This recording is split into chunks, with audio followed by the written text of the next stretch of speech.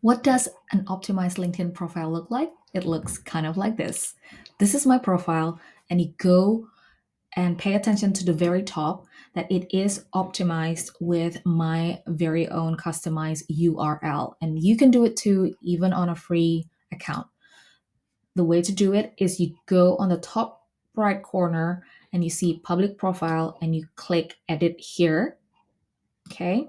If you click edit there, and then it will allow you to edit into your own name, or if your name is generic, you can find a way to do it with initials, or maybe even if you have a DJ name that you're quite known for, go for it. Now, going back to the main profile, the next thing that you want to do is optimize your profile picture. You want to have a background that represent your brand color. In this case, I didn't have to edit it because the location where my photo shoot was taken at had a purple neon color, so that's actually worked very well for me. And because I am launching a girl brand marketing, I wanted to attract attention to my new company, and that's why I put a girl brand marketing here as an inscription. You don't have to. You can choose also to write something. Well, it's almost like a tattoo, isn't it? It's really, really personal to you, but feel free to not have any inscription at all. And then this one is the LinkedIn header. And this is where you want to either showcase what you're very good at, especially when you're looking for a job. And secondly, if you are looking for a client or selling your product, then this is your storefront. You want to explain in one or two maximum sentence how you're going to help them with your product or services. In here, I put an example in big letter. I put, give me 2 hours and 11 pounds, because that 2 seconds, when people look at that headline, people will make a decision whether or not it interests them or it's relevant to them, or whether or not they have 11 pounds and 2 hours of their time. And then they want to see, okay, what do you mean, Rebecca? And then I explain, you will get my social media hacks to create content without hiring anyone from Fiverr. And I put, instead of the long Eventbrite link, I put my short link there at bit.ly/11 dash pounds. Another way to do it is to put a QR code of your link. It's not clickable, but people can take a screenshot and tap it on their photos or gallery.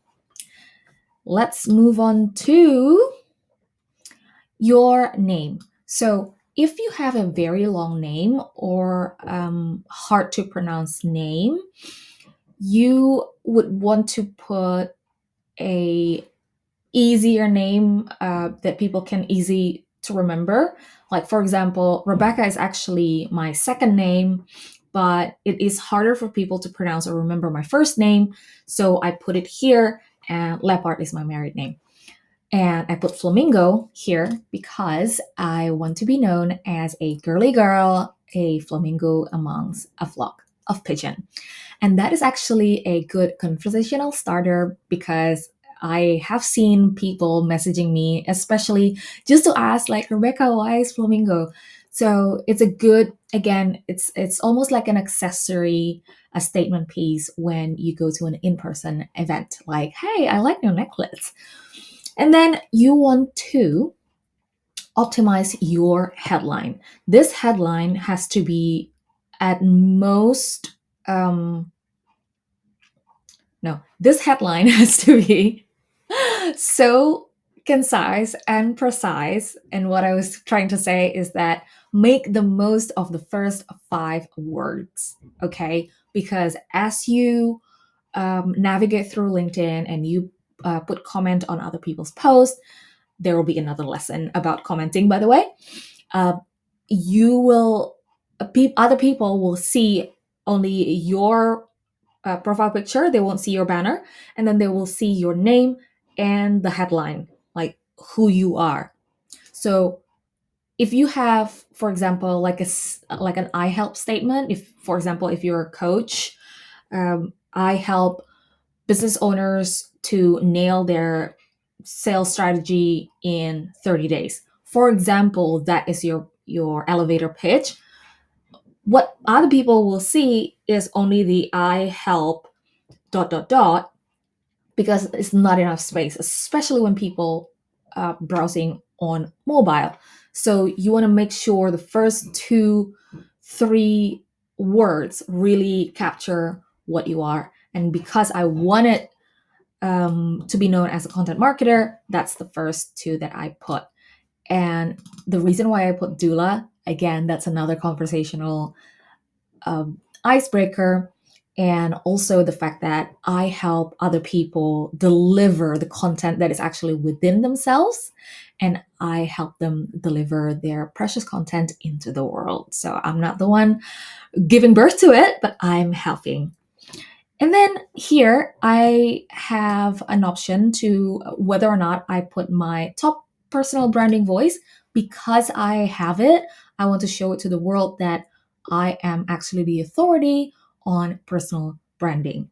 How did I get it? That's one for another lesson, so stay tuned.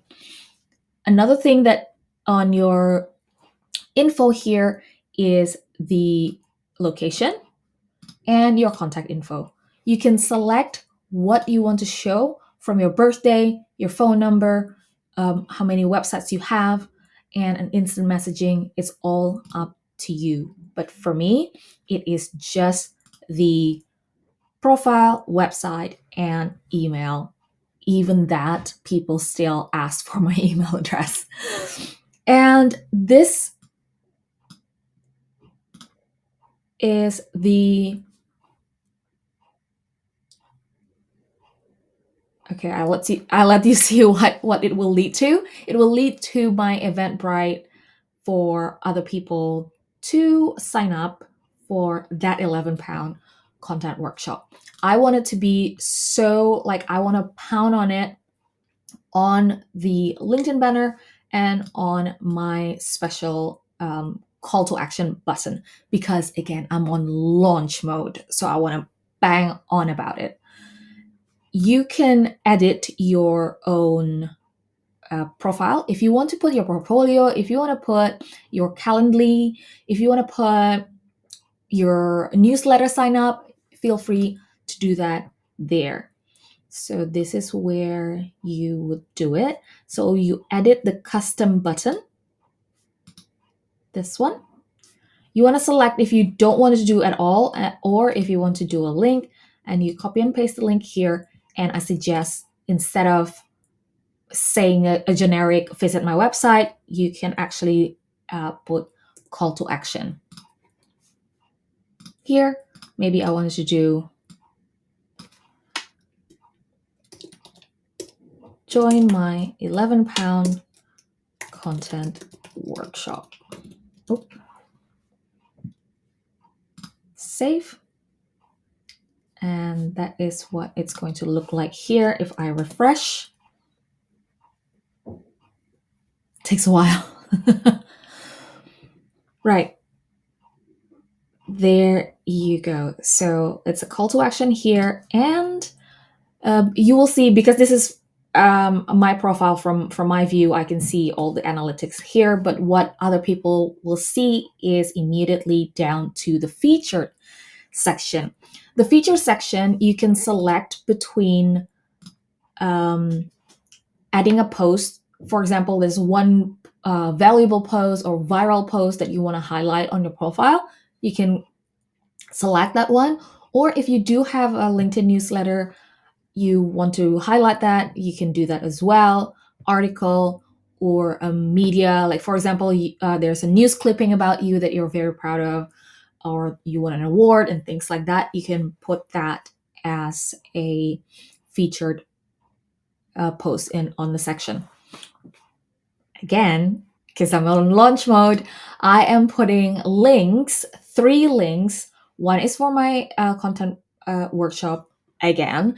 And the other one is for my free template to get 12 LinkedIn carousel um, Canva done for you. And the other one is I put the unlimited content resources for £1 a day. And this is where I ultimately want people to join. But usually, because, for example, if this is the first time that they visit my profile, this is going to be what they're looking at. And then after that is all of the rest of the profile. I will talk about the about section. So this about section, when it's optimized for a career, this is almost like your cover letter. But if it's optimized for business, then this is where you really put like, this is what you're going to get from me. And my suggestion is you put your pricing on it as well, because if you don't put pricing, people are going to make assumption, and that assumption will likely to be wrong. And that mistake is going to be the gap between you and your potential client if it's too cheap, too expensive. And yeah, there is such thing as too cheap as well, because sometimes when you see a product or service that is so below market rate, people will think, well, I get a quality that I actually wanted. So this is how you you signal your confidence, your result, and also what people can expect from you. So that is what an optimized LinkedIn profile look like. And I would suggest that if you want to rewatch this video at a slower pace, do so while you are making over your own LinkedIn profile to push your personal brand out to the world.